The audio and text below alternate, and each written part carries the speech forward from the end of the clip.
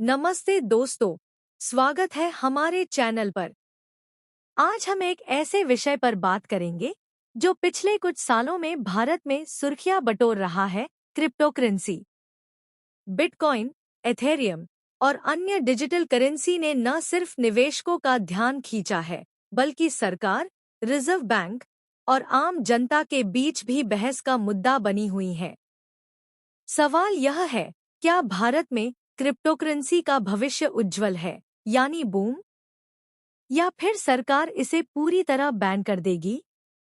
इस वीडियो में हम भारत में क्रिप्टोकरेंसी की यात्रा, इसके उतार-चढ़ाव, कानूनी स्थिति और भविष्य की संभावनाओं को गहराई से समझेंगे। हम हाल की खबरों, सुप्रीम कोर्ट के फैसले और वैश्विक रुझानों पर भी नजर डालेंगे। तो तैयार हो जाइए इस डिजिटल क्रांति के सफर के लिए और चलिए शुरू करते हैं। भारत में क्रिप्टोकरेंसी की कहानी काफी उतार-चढ़ाव भरी रही है। आइए इसकी शुरुआत से समझते हैं।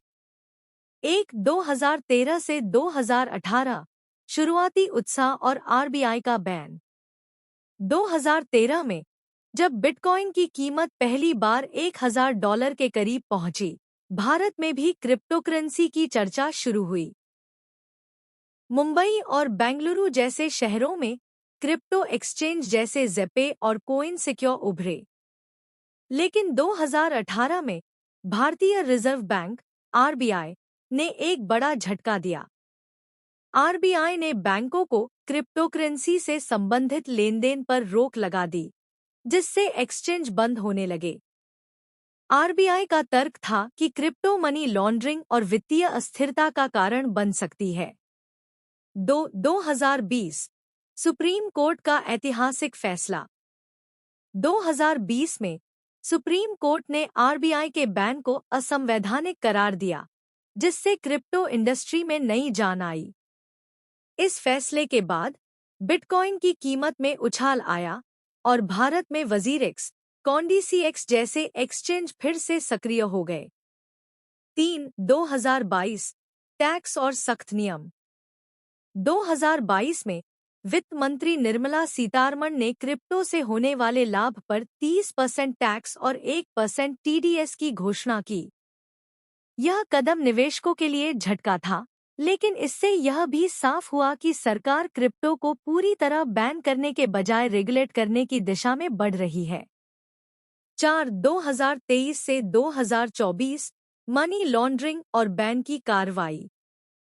2023 के अंत में वित्त मंत्रालय की फाइनेंशियल इंटेलिजेंस यूनिट (एफआईयू) ने बाइनेंस, कुकॉइन और ओकेएक्स जैसे 9 ऑफशोर क्रिप्टो एक्सचेंज को नोटिस भेजा, क्योंकि ये PMLA prevention of money laundering act का पालन नहीं कर रहे थे।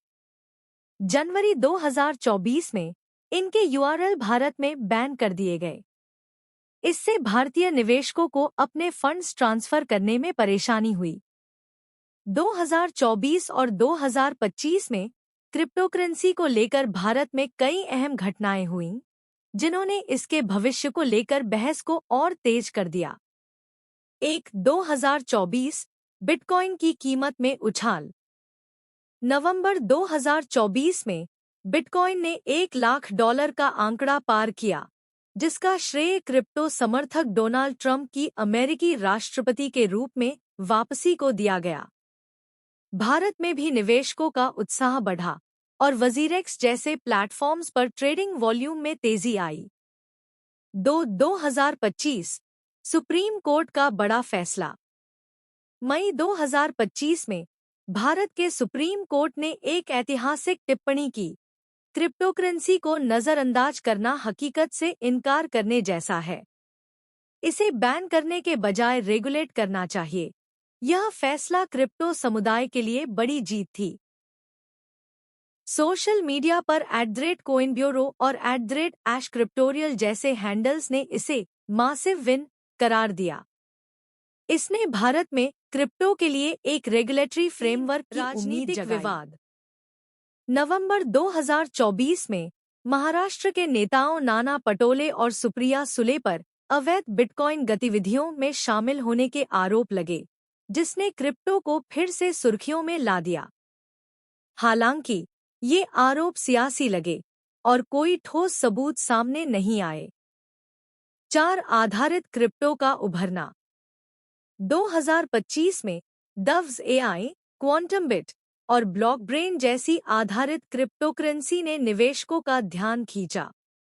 ये कॉइन्स पर्यावरण के अनुकूल और कम ऊर्जा खपत वाले हैं, जो भारत जैसे बाजार में आकर्षक हो सकते हैं। आज भारत क्रिप्टोकरेंसी अपनाने में दुनिया में सबसे आगे है। 2024 में DW की एक रिपोर्ट के अनुसार भारत वैश्विक स्तर पर क्रिप्टो अपनाने में नंबर 1 है। इसके बाद वियतनाम और यूक्रेन जैसे देश हैं। लेकिन इसके बावजूद कई चुनौतियां हैं। एक, निवेशकों का उत्साह। भारत में 2 करोड़ से ज्यादा लोग क्रिप्टो में निवेश कर चुके हैं, खासकर युवा। वजीरेक्स और कॉइनडीसीएक्स जैसे प्लेटफॉर्म्स ने ट्रेडिंग को आसान बनाया है। बिटकॉइन की कीमत मई 2025 में $97,000 के करीब पहुंची और कुछ विशेषज्ञों का मानना है कि यह जल्द ही $5 लाख तक जा सकती है। 2, आरबीआई और सरकार का रुख। आरबीआई गवर्नर शक्तिकांत दास ने 2024 में कहा कि क्रिप्टो वित्तीय स्थिरता के लिए खतरा है। लेकिन सुप्रीम कोर्ट के 2025 के फैसले के बाद सरकार रेगुलेशन की दिशा में बढ़ रही है।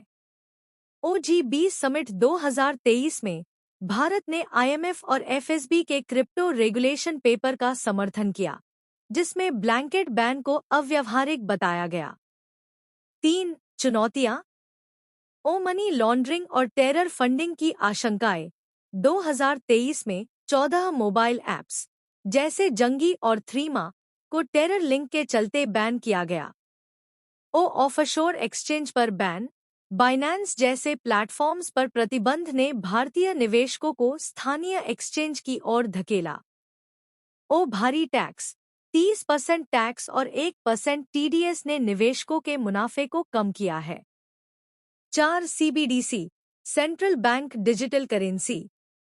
आरबीआई ने 2022 में डिजिटल रुपए की पायलट परियोजनाएं शुरू की, जिसका मकसद वित्तीय प्रणाली को आधुनिक बनाना है।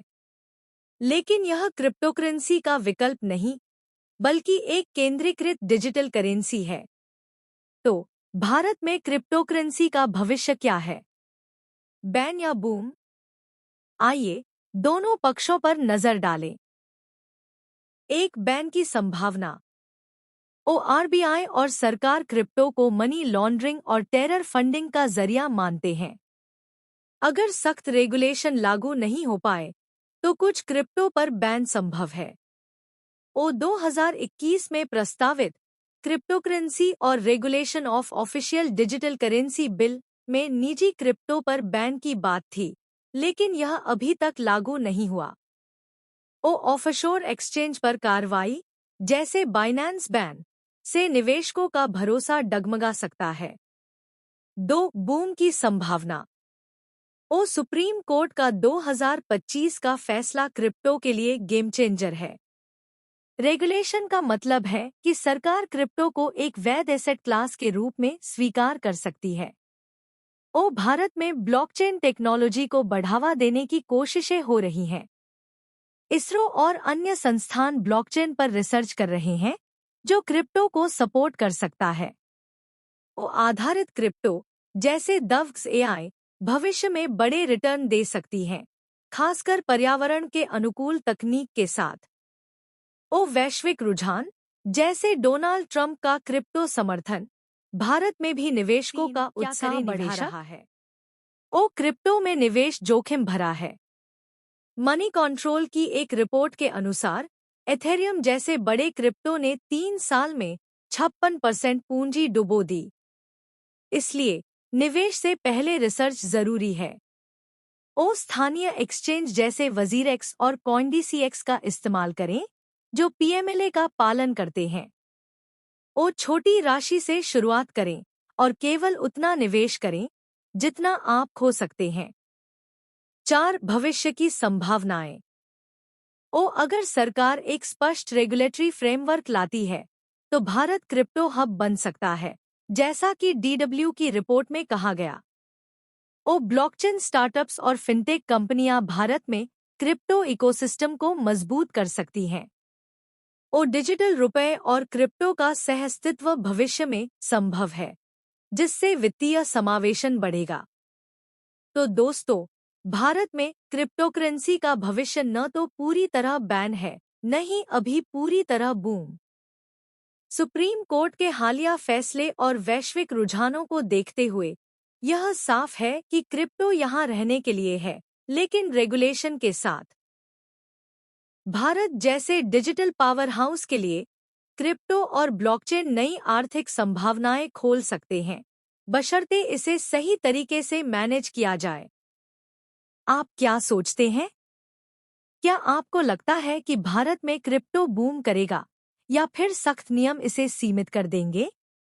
और क्या आप क्रिप्टो में निवेश करते हैं या भविष्य में करना चाहेंगे? अपनी राय कमेंट में जरूर बताएं।